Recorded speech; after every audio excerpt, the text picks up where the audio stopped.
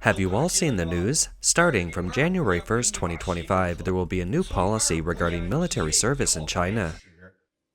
Any male citizen who turns 18 must register for military service. This is definitely significant news. Some people have given this plan a name, calling it National Mandatory Registration. Pay attention if you have sons at home. Starting from January 1st, 2025, all males age 18 to 24 must register for military service. This isn't an option, it's a requirement. The consequences of not registering will be very serious. You won't be allowed to take college entrance exams in high school, graduate from university, or apply for civil service jobs after graduation. This is a mandatory system where all eligible male citizens must register for military service, regardless of whether they join the military or not. Failure to register, evasion, or refusal to register will result in legal consequences and impact key aspects such as education, employment, civil service exams, traveling abroad, and so on. On December 1st, China's Ministry of National Defense issued a notice that has drawn widespread attention. The notice emphasized that according to the military service law of the People's Republic of China, the country implements a military service registration system, requiring all male youths turning the age of 18 to fulfill their obligation to register for military service. On December 10th, China's e-network also published an article stating that it will fully initiate the military service registration process for eligible male youths. You can log into the national recruitment website or use the military application China Army Call and click on military service registration to complete the registration. In the announcement regarding the military service registration work, several local governments in China clearly stated that actions such as refusing to fulfill national defense duties, refusing or evading military service, will lead to joint penalties. Those who fail to comply with their obligations may face the following legal consequences. They will be unable to become a public servant, participate in recruitment for public institutions and state-owned enterprises, travel abroad, obtain a graduation certificate, complete college admission and graduation procedures, obtain an ID card, household register, driver's license, apply for bank loans, purchase airplane or train tickets, enjoy social security benefits, and relevant dishonest records will be entered into their personal file with notes in the household registration stating refusal to register for military service. In the face of the new policy on military service law in 2025, the public thinks that the government is probably playing a trick to cause tension among the people, to further control the people, to further close down China, and to create a sense of crisis. The powerful interest groups. I'm starving. I need food. Please start a war. You don't let me live and you don't let me speak out. I can't survive. Don't push the people to the brink. If everyone is pushed to the brink, things will become difficult to handle. Brothers, let me tell you the truth. I don't hate the West, I don't hate the US or Japan. What really gets me mad is the guy who took away my electric bike because I can't deliver food without it. I lost my only way to make a living. Some netizens are also questioning with internal and external troubles, everyone's already at a breaking point. Why add so many additional conditions just for conscription? Indeed, what Jack Ma said is true. The Communist Party keeps your bank account empty, leaving you struggling to make ends meet. The Communist Party does not allow you to speak the truth. They use all their time, energy, and means to deal with ordinary people. Every day's propaganda is a lie, saying the country belongs to everyone. I don't believe it, because the cheap deals are yours, the benefits are yours too. Now, when it's time to take responsibility, you suddenly remember all of us? Where were you when you were enjoying it all? Just look at what's happening to the ordinary people now. Can't afford to get married, can't have kids, can't buy a house, can't support the elderly, can't afford medical care. This joke's gone too far. We can't afford to play along, so why is it that the good stuff never seems to include us, but the bad stuff always has to involve us? There's also a retired soldier who made a video encouraging people to come together and prepare for the big changes ahead. Let's come together, stop being so weak. We need to unite. Unity is strength. The person in this video might be the bravest person I've seen online. This guy is an ex-soldier who served for 8 years, and what he said just makes people feel very helpless. I feel like such a failure. After 12 years in the army, I came home and felt completely lost for 2 years. While I was in the military, I watched the news every day and thought society was doing so well. There were so many opportunities and the economy was growing. I thought that even if I faced setbacks, as long as I worked hard, I could definitely succeed.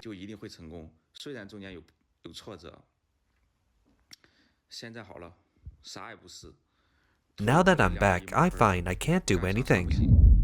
In addition, a recent event that has attracted international attention is that the Chinese military has deployed 90 ships and many military aircraft to the eastern waters of Taiwan and even the western Pacific Ocean since December 9th, threatening more than all military exercises in recent years.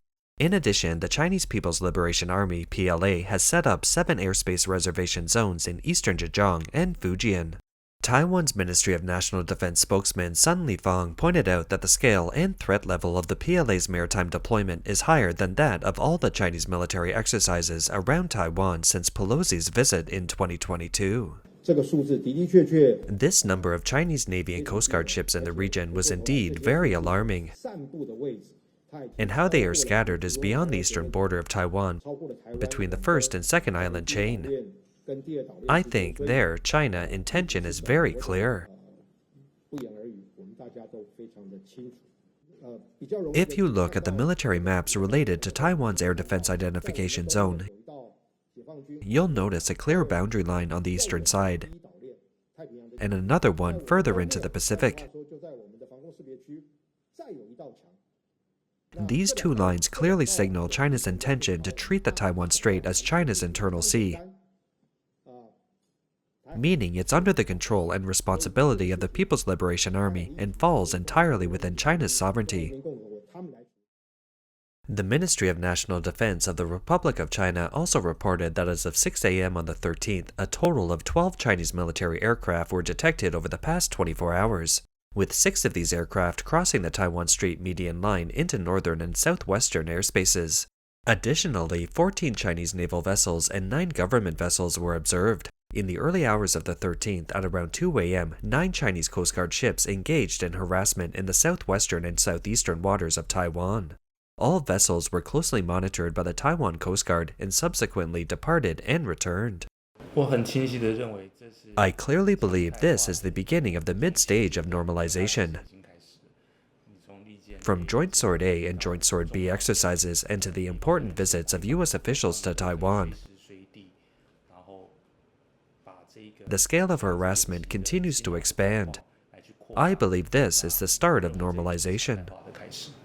Why has the CCP been so low profile at this time, abandoning its usual threat approach? According to Su Tzu-Yun, the director of the Strategic and Resources Department at the Taiwan Institute for National Defense and Security Research, in addition to dissatisfaction with Taiwan, it may also be an attempt to demonstrate to the US and other allied countries that it has the capability to influence their decisions. Why didn't China announce a drill but instead a so-called reserved airspace? This is what we call a tricky operation. First of all, they want to show their dissatisfaction against Taiwan. Second, China wants to flex its military muscle to the US and its allied countries to show the flag.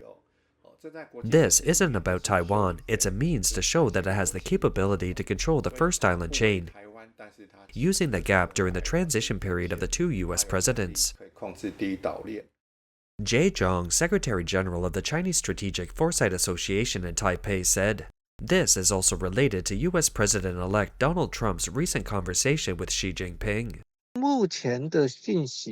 At this moment, it's not clear if this is a military exercise. While China's naval and air forces have deployed a large number of warships, it's uncertain whether the PLA is conducting combat drills. This could be prolonged sailing training, which still holds significant military implications. This military exercise seems relatively restrained, and the Chinese state media has been relatively low-key about it. I suspect this may be related to the recent phone call between Trump and Xi Jinping. Xi Jinping might have originally had some large-scale plans, but due to the conversation with Trump, he may have dialed back the intensity or reduced the scale. I think this possibility exists." On December 13th, the Ministry of National Defense of the Republic of China, Taiwan, posted a video on Facebook titled, "Prepare for the Worst," showing the Navy monitoring Chinese warships and the military conducting readiness operations. The video highlights the Chinese military shift from deterring Taiwan to challenging the First Island chain, as well as recent large-scale surface fleet deployments, both of which are seen as challenges to Taiwan. The National Army will continue to build up its defenses and conduct real combat drills to firmly uphold national security. So if the Chinese government is actively preparing for war, does Xi Jinping really dare to go to war? Back in June this year, an article from VOA Voice of America suggested that China was preparing for extreme scenarios involving a conflict in the Taiwan Strait. In a direct confrontation with the US military, Xi Jinping was actively preparing for such situations. Cliff Sims, a member of the US-China Economic and Security Review Commission, stated during a hearing, "Understanding China's preparations for conflict in depth as well as recognizing its strengths and weaknesses will help US leaders make informed decisions." CCP General Secretary Xi Jinping has exhorted the People's Liberation Army, party leaders, and the Chinese people to dare to struggle, a Maoist phrase that suggests preparing for conflict, and to improve its ability to mobilize military and civilian resources in wartime.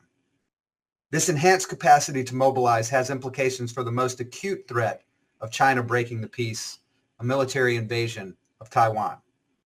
Various U.S. military and intelligence leaders differ on their estimates of when the PLA will be ready for war, with some stating that it could be as soon as next year. As a result, we are entering a perilous moment, with China's capabilities rising to meet its leaders' stated commitment to unifying Taiwan with the mainland, even by force, if coercion and threats fail. Gabe Collins, a researcher at Rice University's Baker Institute for Public Policy, testified that the extreme scenario that Xi Jinping is worried about is war, and that China is ready to confront the US head-on if necessary. To use a football analogy, the Chinese are eating well, they're lifting weights, they're running, they're testing to see how their pads and helmet and everything feel, but are we at the point yet of a live full contact scrimmage? I don't think so, but they're definitely putting all the preparatory steps in place where if you need to step out on the field and it's full tackle football, everything would be ready to go. I think is at least if you're thinking about what their core objective is to have that capacity in place and usable. That's all for today. If you enjoy our content, please remember to like, subscribe, leave a comment, or share it with your friends. We appreciate your support, and we'll see you next time.